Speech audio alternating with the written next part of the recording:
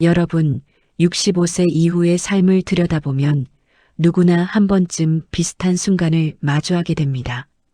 예전처럼 큰 돈을 쓰는 일은 거의 없는데도 이상하게 돈 걱정은 줄지 않고 지출을 조심하는데도 마음은 쉽게 편안해지지 않는 경험 말입니다. 병원비나 관리비, 식비처럼 반드시 나가는 비용은 줄어들지 않는데 반대로 수입은 예전만큼 안정적으로 들어오지 않으니까요. 그래서일까요? 여러 연구를 보면 65세 이상 사람들이 불안을 느끼는 가장 중요한 요인은 생활비 부족도, 의료비 증가도, 집값 변화도 아닌 바로 지금 통장에 얼마가 있는가였습니다. 즉, 자산의 크기나 소득이 아니라 지금 바로 꺼내 쓸 수 있는 금액, 그 현금이 심리적 안정감을 좌우하는 핵심이라는 뜻이죠. 그래서 억 단위 자산을 가진 사람도 불안해할 수 있고 반대로 훨씬 적은 금액을 가지고 있어도 마음이 훨씬 안정적인 사람이 있습니다. 심리학자들이 이 현상을 두고 노후의 불안은 돈의 크기가 아니라 돈이 어떤 형태로 손에 쥐어져 있느냐에서 온다고 설명하는 이유이기도 합니다. 결국 중요한 것은 돈의 총량이 아니라 그 돈이 필요한 순간에 바로 쓸 수 있는 형태인지, 그리고 나에게 필요한 심리적 기준 금액을 얼마나 정확히 알고 있느냐입니다. 그런데 많은 분들이 이 기준을 모른 채 살아갑니다. 그래서 같은 금액을 가지고 있어도 어떤 사람은 불안하고 어떤 사람은 여유롭습니다. 기준을 모르니 준비 방향도 불명확하고 어디까지가 안전한지도 판단하기 어려운 거죠. 오늘 인생지혜담에서는 65세 이후 여러분이 스스로의 기준을 명확하게 세울 수 있도록 통장에 얼마가 있어야 마음이 흔들리지 않는가를 통계와 연구, 실제 사례를 기반으로 현실적으로 풀어드리려고 합니다. 흔히 말하는 억 단위 기준이나 추상적인 조언은 모두 뒤로 하고 각자에게 실질적으로 적용할 수 있는 기준선을 명확하게 제시해 드릴게요. 영상을 끝까지 들으시면 나는 앞으로 이 금액을 기준으로 준비하면 되겠구나. 이 기준이 분명하게 잡히실 겁니다. 본격적으로 시작하기 전에 앞으로도 삶의 중심을 잡아주는 정보를 받고 싶으시다면 구독과 좋아요 눌러주시고요. 그럼 지금부터 65세 이후 여러분의 마음을 지켜줄 그 기준 금액에 대해 차근차근 이야기해 보겠습니다. 첫 번째 이야기, 노후 심리와 통장 잔고의 관계에 대해 이야기해 보겠습니다. 65세 이후의 삶에서 마음을 가장 크게 흔드는 요소는 사실 돈이 얼마나 있느냐가 아닙니다. 오히려 지금 바로 꺼내 쓸 수 있는 금액, 그러니까 통장 잔고의 안정감이 여러분의 감정을 지탱하는 가장 중요한 기준이라는 점부터 먼저 이해해야 합니다. 노년심리 연구에서는 한 가지 공통된 결과가 반복적으로 나타납니다. 나이가 들수록 사람들은 앞으로 들어올 돈보다 지금 당장 쓸 수 있는 돈에 훨씬 더 민감하게 반응한다는 사실입니다. 수입 구조가 매달 고정적으로 들어오는 시기와 달리 65세 이후에는 돈이 들어오는 흐름이 불규칙해지고 지출의 성격은 예측 가능해지죠. 그러다 보니 같은 금액이라도 체감이 완전히 달라집니다. 특히 의료비와 약가, 관리비처럼 줄일 수 없는 지출이 대부분이기 때문에 통장에 여유가 없을 때 느끼는 불안은 단순한 걱정을 넘어 일상의 선택을 흔들게 만듭니다. 반대로 금액이 크지 않더라도 안정적으로 유지되는 현금이 있다면 마음은 훨씬 단단해지고 일상의 판단도 여유로워집니다. 이런 현상은 실제 통계에서도 확연하게 나타납니다. 65세 이상 개인의 불안을 측정한 여러 연구에서 가장 높은 영향을 준 요인은 자산의 규모가 아니라 현금 접근성, 즉 당장 쓸 수 있는 돈의 양이었습니다. 자산이 크더라도 대부분이 부동산에 묶여 있는 경우에는 일상 속 불안이 오히려 더 커지는 경향도 확인됐습니다. 실제로 한국 고령층의 자산 구조를 살펴보면 70%에서 80% 정도가 부동산에 묶여 있습니다. 겉으로는 자산 규모가 커 보이지만 정작 병원비 한 번, 갑작스러운 지출 한 번이 생기면 바로 내 손으로 꺼내 쓸 수 있는 돈이 부족해 마음이 흔들리는 상황이 자주 찾아오는 거죠. 심리학에서는 이런 상태를 유동성 착시라고 부르기도 합니다. 자산은 많지만 통장 잔고가 얇아 불안이 커지는 현상을 말합니다. 이와 반대로 통장에 일정 금액이 안정적으로 유지되는 분들은 예상치 못한 상황이 와도 감정이 크게 흔들리지 않습니다. 병원비가 발생해도 이 정도는 감당할 수 있다라고 판단할 수 있고 일시적인 지출이 있더라도 금방 평정심을 되찾을 수 있습니다. 삶을 스스로 통제하고 있다는 감각이 유지되기 때문입니다. 세계적인 노년학자 로라 카스테는 나이가 들수록 사람은 통장 잔고를 돈으로 보지 않고 마음의 버팀목으로 해석한다고 말했습니다. 양이 많고 적음을 떠나서 안정적으로 손에 쥐고 있는 현금이 마음을 지켜준다는 것이죠. 결국 이 첫 번째 이야기의 핵심은 아주 분명합니다. 65세 이후의 삶에서 통장 잔고는 단순한 생활비가 아니라 감정과 선택을 지탱하는 기초 체력이다.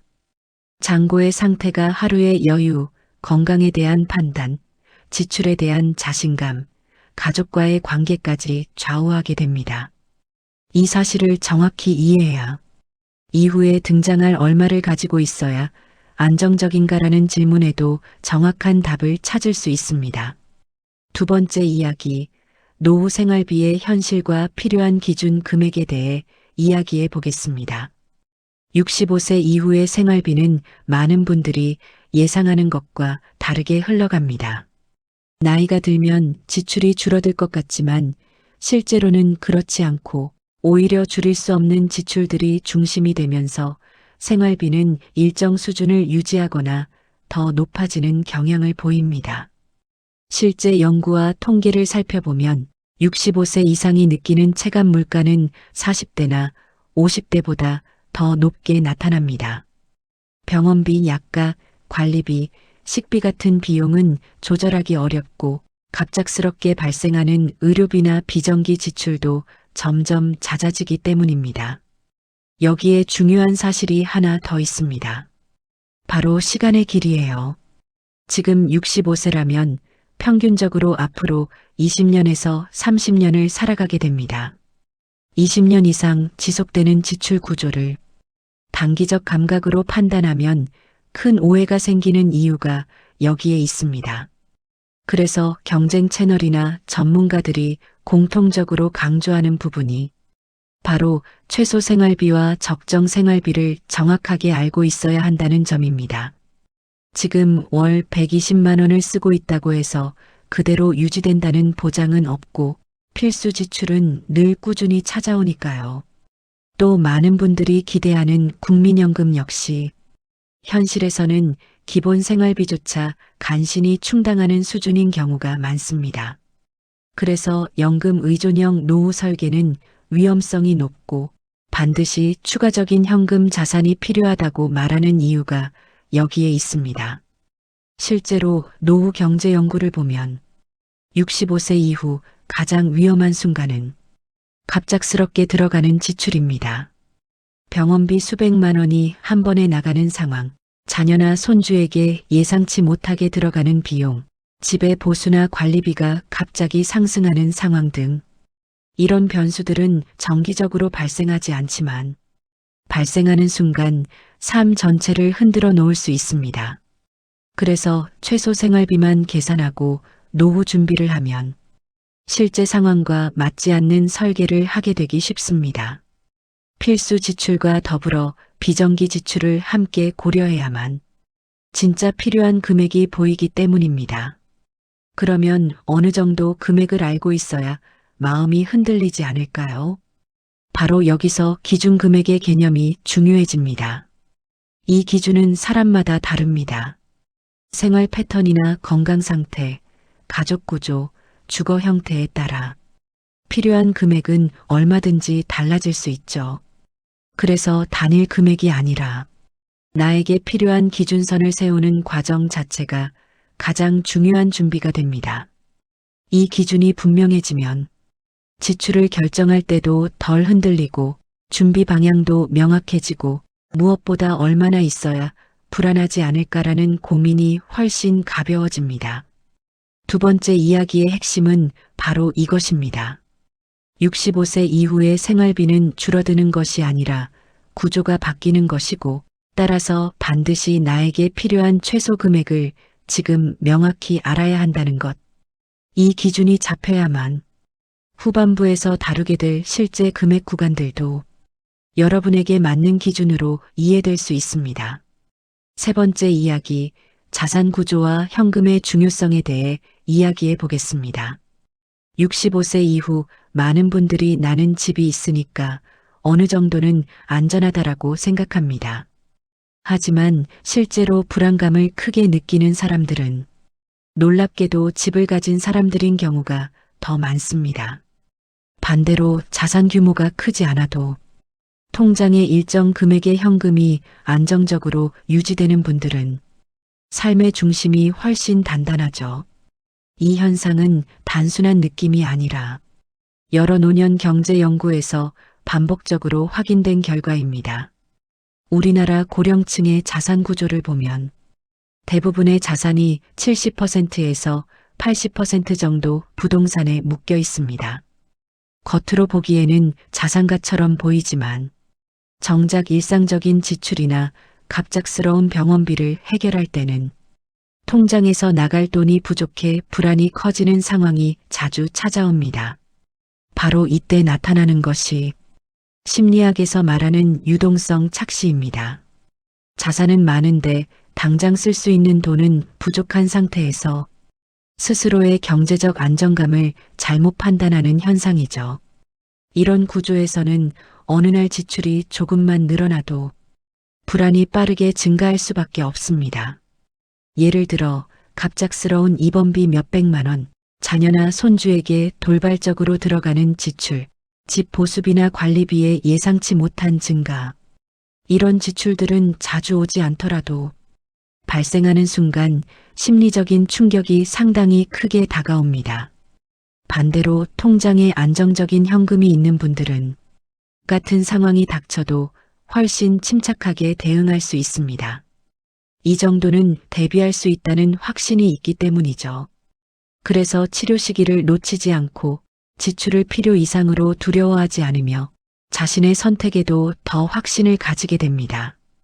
이와 같은 차이를 설명하며 경제학자 브리짓 메디슨은 이렇게 설명합니다. 노년기의 불안은 자산의 크기에서 오지 않고 현금의 흐름에서 시작된다고요.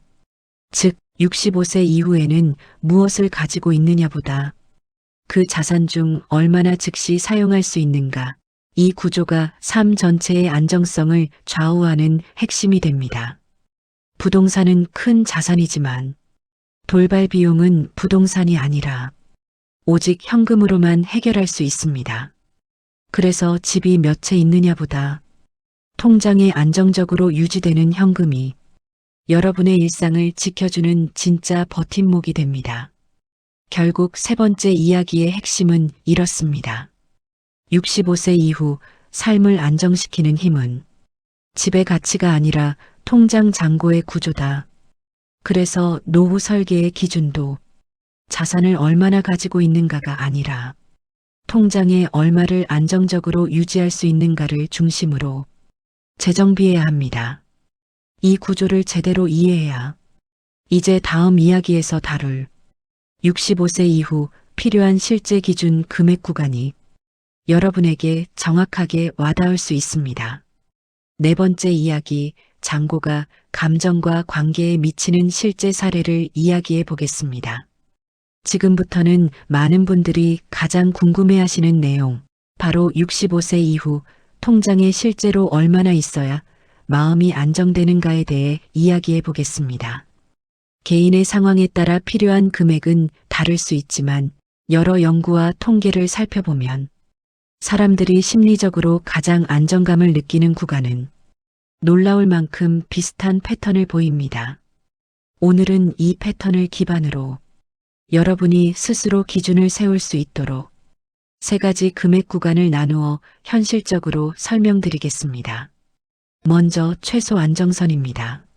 많은 연구에서 1,500만 원에서 3,000만 원 정도가 있을 때 사람들이 갑작스러운 지출에도 크게 흔들리지 않는 것으로 나타났습니다. 이 금액은 여유롭게 쓰기 위한 돈이 아니라 병원비나 관리비 상승처럼 예기치 못한 상황을 심리적으로 버틸 수 있는 기본 안전판 역할을 합니다. 65세 이상 개인의 1년 평균 의료비가 220만 원에서 300만 원 수준이며 갑작스러운 지출까지 고려하면 이 구간에서 심리적 불안이 크게 낮아진다는 분석도 있습니다. 다음은 대부분의 전문가들이 가장 현실적이라고 말하는 적정 안정선입니다. 5천만 원에서 1억 원 정도의 구간인데요. 이 정도의 금액이 있으면 갑작스러운 의료비, 비정기 지출, 자녀나 손주에게 들어가는 예상치 못한 비용까지 삶을 뒤흔들지 않고 감당할 수 있는 수준입니다. 특히 국민연금만으로 생활비를 충당하기 어렵기 때문에 이 정도의 현금 자산은 노후 생활의 균형을 유지해주는 중요한 기반이 됩니다. 국내 통계를 보면 65세 이후 1인 기준 생활비는 월 120만 원에서 160만 원, 부부 기준은 월 200만 원에서 280만 원 정도가 필요합니다. 이 생활비 흐름을 20년에서 25년으로 나누어 계산하면 적정 안정선 구간이 왜 필요한지가 자연스럽게 이해됩니다.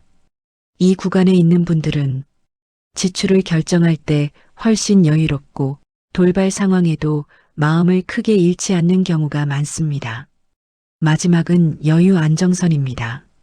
1억 원에서 2억 원 정도의 구간인데요. 이 금액은 사치를 뜻하는 것이 아니라 장기적인 치료나 간병 비용, 주택 보수, 인플레이션 등 65세 이후 예측하기 어려운 상황들을 거의 대부분 흡수할 수 있는 수준을 의미합니다. 이 구간에서는 심리적 불안이 거의 사라지고 삶에서 선택권이 생기기 때문에 일상의 안정감 역시 매우 높게 나타납니다. 자, 이제 이 세 가지 구간을 정리해보면 이렇습니다. 최소 안정선은 1,500만 원에서 3,000만 원, 적정 안정선은 5천만 원에서 1억 원, 여유 안정선은 1억 원에서 2억 원 정도입니다. 여기서 중요한 것은 이 구간에 어느 정도 속해 있느냐가 단순히 생활비 문제를 넘어 여러분의 감정과 삶의 태도를 결정한다는 점입니다. 65세 이후의 안정은 금액 자체보다 심리적 기준을 충족하고 있는가에 따라 크게 달라집니다.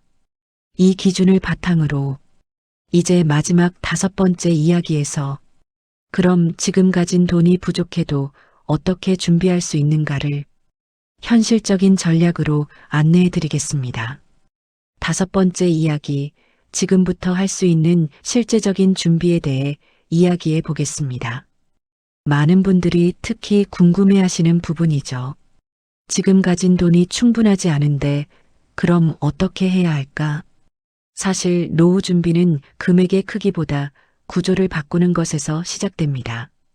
즉, 큰 돈이 당장 준비되지 않아도 지출과 현금 흐름의 형태만 바꾸어도 충분히 안정적인 기반을 만들 수 있습니다. 경제학자 데이비드 라우는 65세 이후 재정 불안은 돈의 크기가 아니라 돈이 흘러가는 방식에서 시작된다고 말했습니다. 이 말 그대로 지금 가진 금액보다 앞으로 어떤 구조를 만들 것인지가 훨씬 중요하다는 뜻입니다.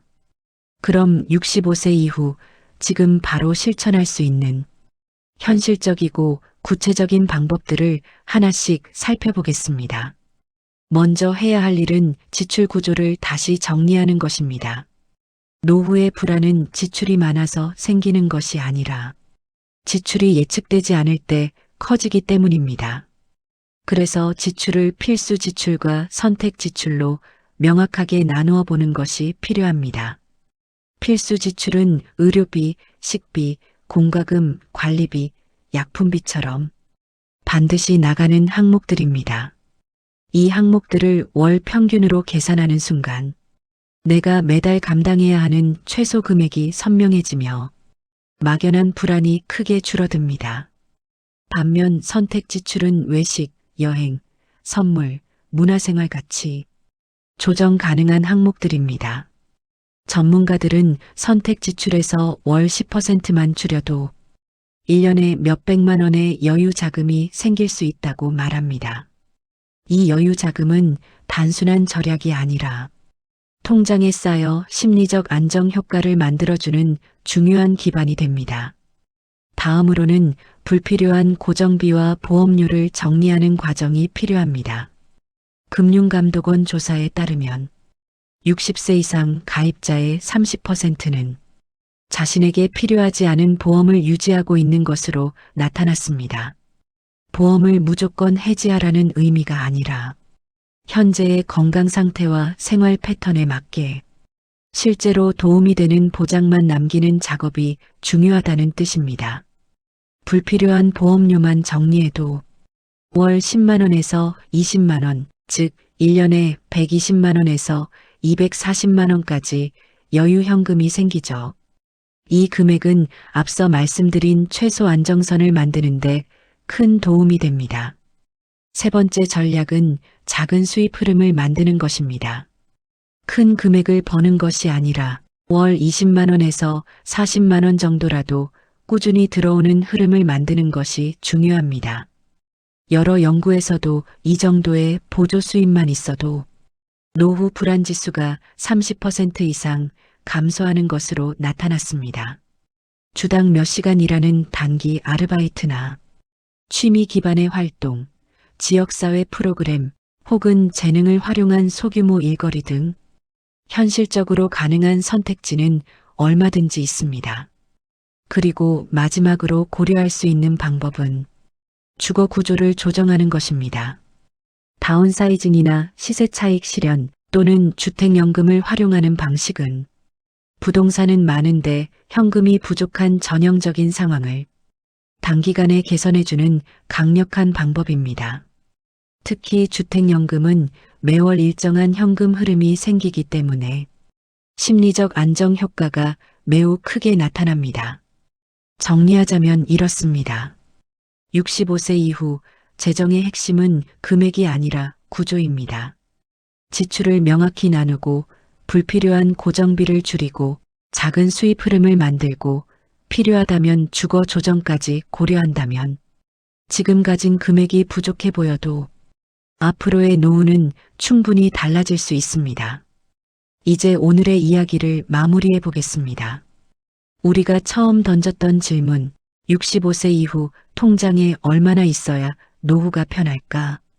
사실 이 질문은 단순히 숫자를 묻는 것이 아니라 앞으로의 삶을 어떤 마음으로 살아갈 것인지에 대한 질문이기도 합니다. 오늘 살펴본 것처럼 노후의 안정은 특정 금액으로 결정되지 않습니다.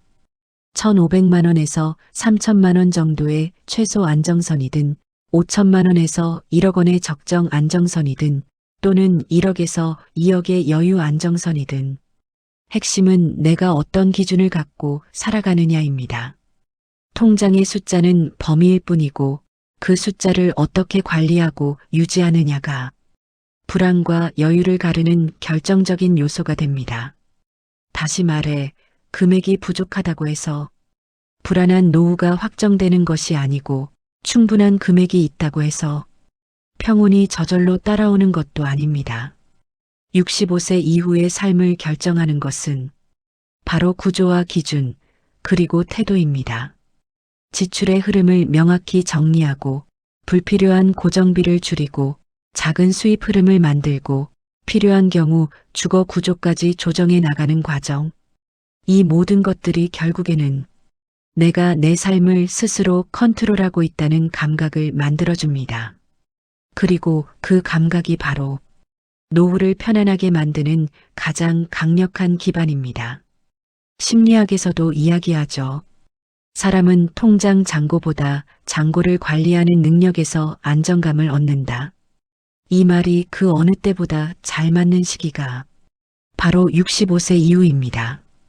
여러분이 오늘 들으신 이 기준과 구조를 그대로 삶에 가져가기만 해도 막연한 불안은 사라지고 내일을 바라보는 시선이 훨씬 안정적으로 바뀔 것입니다.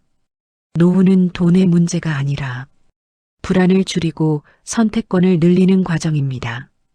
이 기준을 마음에 담아두신다면 앞으로의 20년, 30년은 충분히 편안하고 단단하게 이어질 거예요. 오늘의 이야기가 여러분의 삶에 분명한 기준과 안정감을 드리는 작은 계기가 되었으면 합니다. 감사합니다.